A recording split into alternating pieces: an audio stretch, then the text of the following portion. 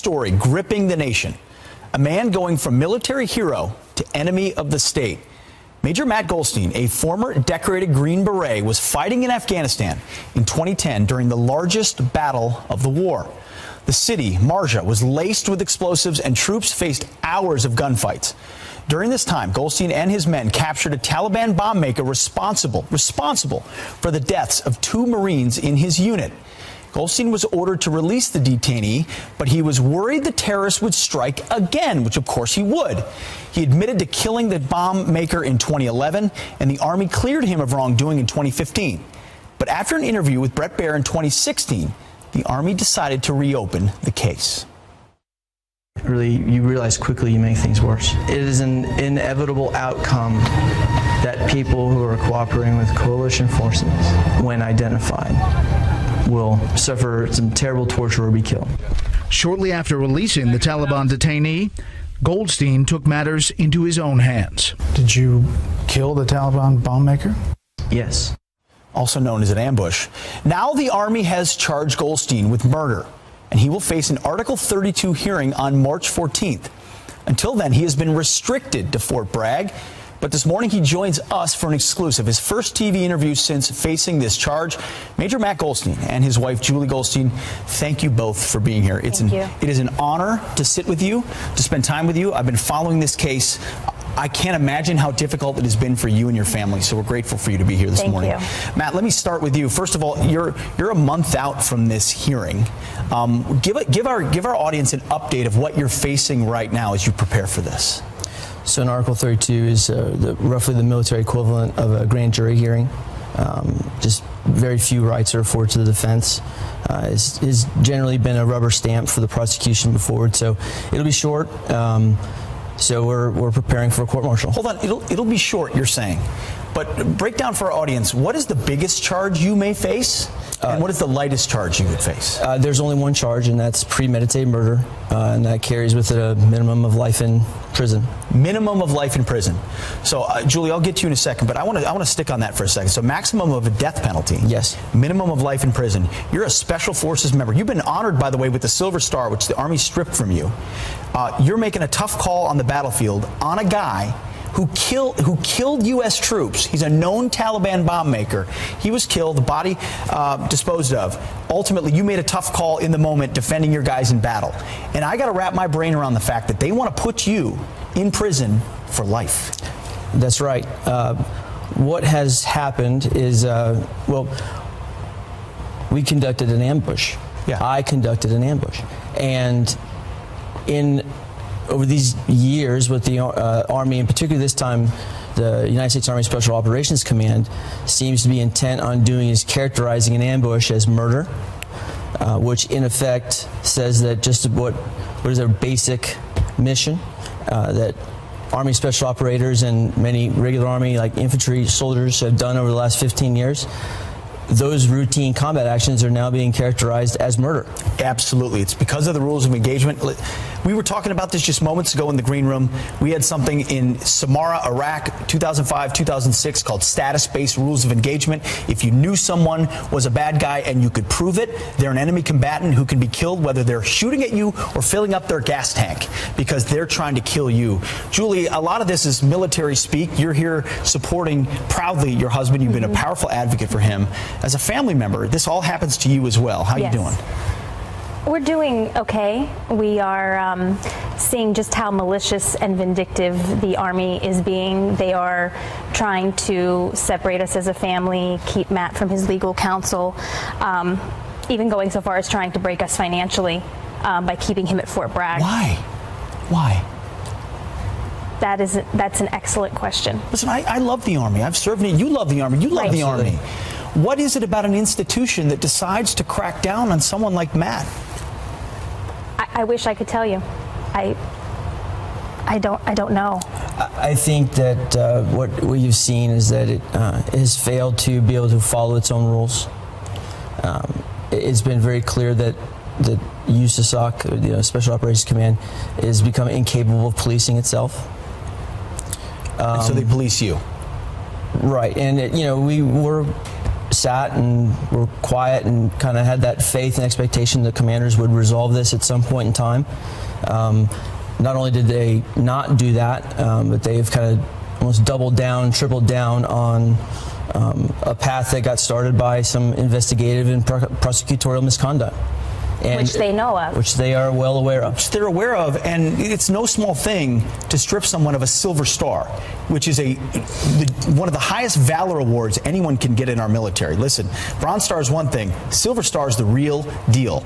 Your Special Forces tab, they took meaningful, substantive things from you, yet at this point, some of which after an interview where you were, because you wanted to join the CIA, you wanted to go to Iraq and continue serving your country. Right.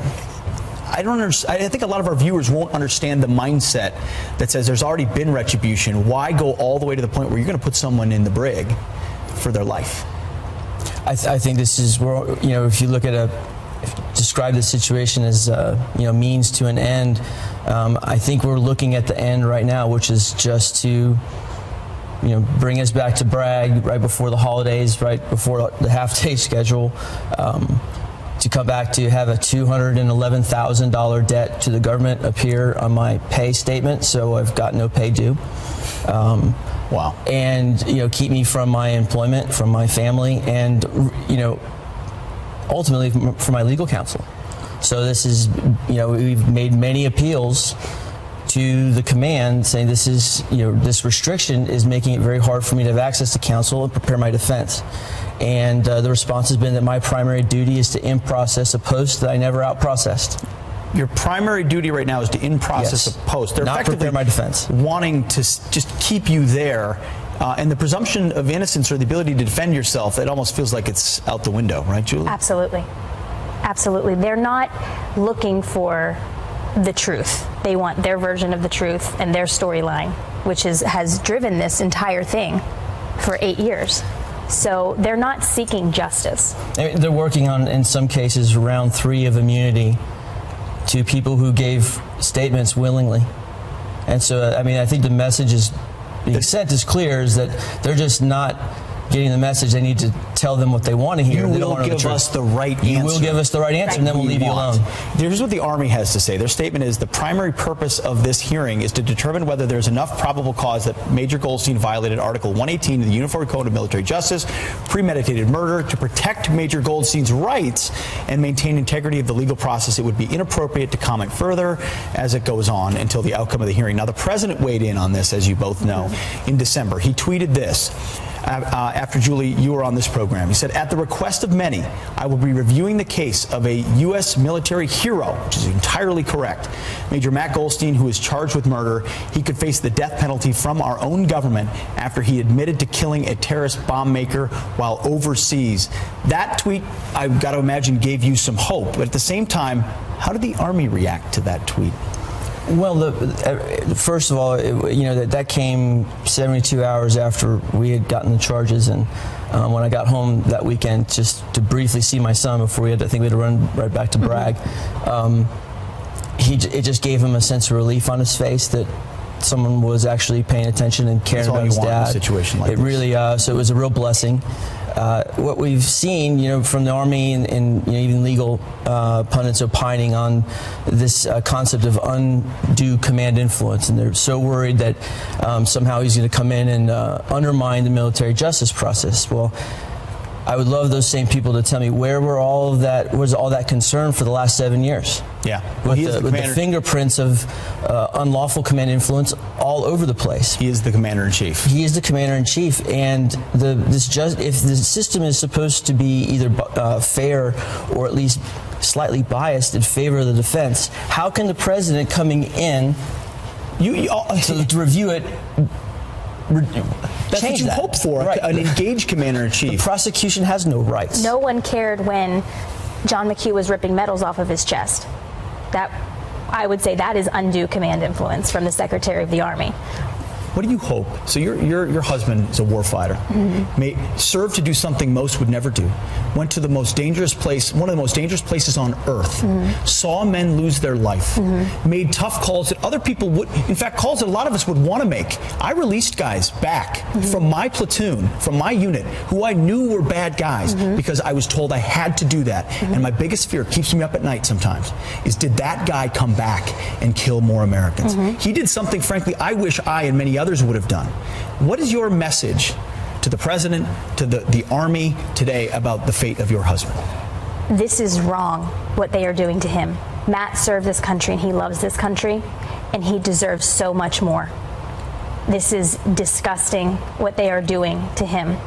It is heartbreaking to me as a wife to watch my husband, who is honestly the most amazing human being I have ever known, to be dragged down by his own command.